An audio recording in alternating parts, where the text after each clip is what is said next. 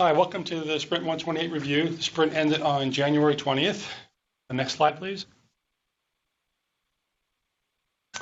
So today the UI will be covered by Eric. Adam will do providers, Tina on automate, Joe for the platform, and Mike will give us a QE update. Next slide, please. So we're going to validate the numbers here, the 163 for PRS merge the sprint. Between 126 and 128, this may be the new normal number. I'm not sure. 127 was a 4-week sprint, if you recall, across the shutdown. So that might be why that was still up in the 300s. But we're double checking the numbers. So we had 163 merged, 189 open, and about 400 roughly still in the backlog. Next slide, please. And kind of the consistent mix across the PRs by label, the closing, the same ratio. Again, the smaller number, and we're going to validate the numbers are right or not. Next slide, please. And the health report is pretty static. The biggest change was on VMware, the code smells. Other than that, it was all pretty consistent. Next slide, please. And over to you, Eric. Yeah. So in the last sprint, we had 39 PRs merged across all repos, including 9 bugs, 3 enhancements, 20 technical debt and cleanup, and 7 others. Bugs fixed included removing a broken resume button for VMs and instances, fixing missing data and PDFs that were generated from saved reports, fixing pod information on the container build summary screen, as well as some styling and functional improvements on that screen. Fixing VM and instance retirement from the workflow screen, enabling reconfiguration of VMs displayed in a nested list, enabling flash messages after managing policies on non-Explorer-based screens, and in V2V, we fixed logic for detecting SSH transport method on a conversion host configuration task. For enhancements, we added tagging for Pixie servers and their items. We added support for the native viewer, and in V2V, we limited warm migration to Rev targets only. That's it for UI. Over to Adam. Thanks, Eric. So on the core provider side, Keenan split up the metrics capture class further into a few different provider subclasses. So this removed a couple of the conditionals checking if it's an infra manager or a cloud manager and moved those into subclasses. So that was a nice cleanup.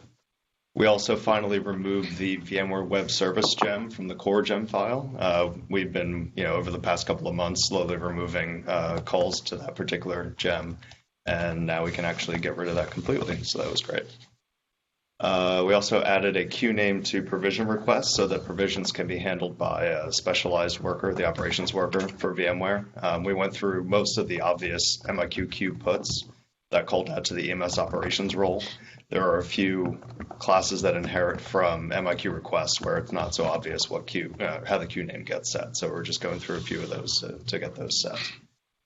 On the overt side, they added support for the new native Vert Viewer VM console. They've been using the HTML5 console, but that's now deprecated in the next version of Rev, so we added support for the new Vert Viewer. We also fixed a refresh bug where if a NIC didn't have a VNIC profile, it was blowing up the refresh. That was some fallout from the change to collect the VNIC profiles a few sprints ago. OpenStack, Keenan removed, there's a network manager, metrics capture class, and metrics collector worker. So it was actually a running worker, but it was impossible to ever get this worker to get any queued work. There's no such thing as network manager metrics capture. So in addition to cleaning some code up, we actually don't run a worker and all the memory that comes along with that now. So that looks like it was just some copy and paste from splitting up the cloud manager into the network manager that shouldn't have been there. So we're going to go through the rest of the providers and make sure that they don't have them either. There's probably 1 or 2 more that do. And then they also added support for targeted refresh of security group rules, which I think on the OpenStack side are firewall rules. There are some problems with provisioning where if you added a new firewall rule, it wasn't getting picked up until the next full refresh. So now you can do a targeted refresh of those. And that's it for providers. Over to Tina. Thanks, Adam. Good morning. We had 5 PRs merged this sprint. Lucy modified the orchestration service provisioning to use automate timeout when execution TTL is not specified. Billy changed the VM reconfigure request description to show the size of the added disks. Greg created a new state-var hash class, which overrides the YAML dump and load logic and creates a binary blob record to store the hash data. When the automate state machine does a retry, the state-var hash will add minimal YAML data to the MIQ record instead of serializing the YAML representation of the state-var hash. And finally, Patrick modified the UI for the automate data store import-export to show error details instead of a generic error message. That's it for automate. Next slide, over to Joe. Thank you, Tina. So 20 PRs were merged in the platform space this sprint, starting with enhancements. Nixie contributed one to differentiate deployment names by server, which is required for when there are workers belonging to different servers running in the same namespace. And a couple of related PRs, he made sync workers by file-based heartbeat. Jason contributed enhancements to simplify the loading of dynamic libraries, and because the LD library path environment is not honored by Mac, he also ensures things work on a Mac for testing.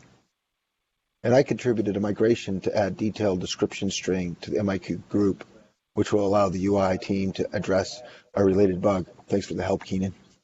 Drew, you addressed a bug by expanding the regex used to validate host names in our appliance console. Nixie addressed a bug to avoid warnings by removing the duplicate constant SCAP rules directory.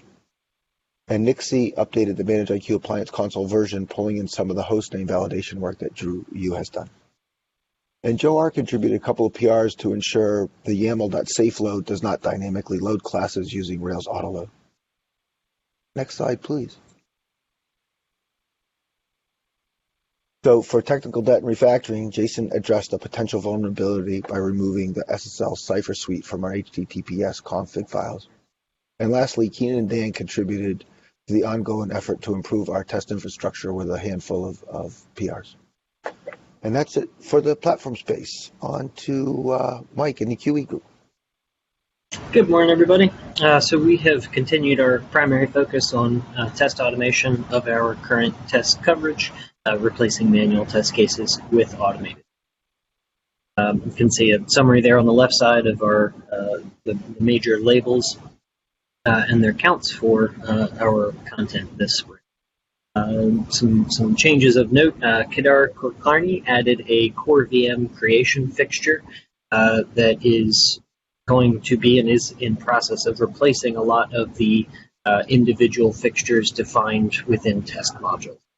This provides a single consistent way of provisioning VMs on providers under test. It also includes the test assignee's name in the VM, so that if we have some rogue VMs on our systems, we're easily able to identify who owns that VM, or at least the test that ran. Debidas has added appliance console and CLI tests for a lot of negative test cases and is currently enhancing our run command module method for that. Tassos has updated the distributed and replicated appliance tests to use consistent Sprout-based appliance fixtures instead of a unique appliance provisioning within the test. He's also automated multiple VM retirement tests to give us better test coverage there. Yaroslav has added tests to check for log errors during the NFS scheduled backups. PJ Richardson has added an ensure check method instead of a simple check method, which allows us to consistently, within tests, make sure that UI entities are checked, so we're not accidentally unchecking things when we need to check them. Nandini has automated the test for key pair visibility within child tenants. And Niaz has added tests for dynamic dialogues and included dynamic dialogue tagging. That is it for QE. Thanks. And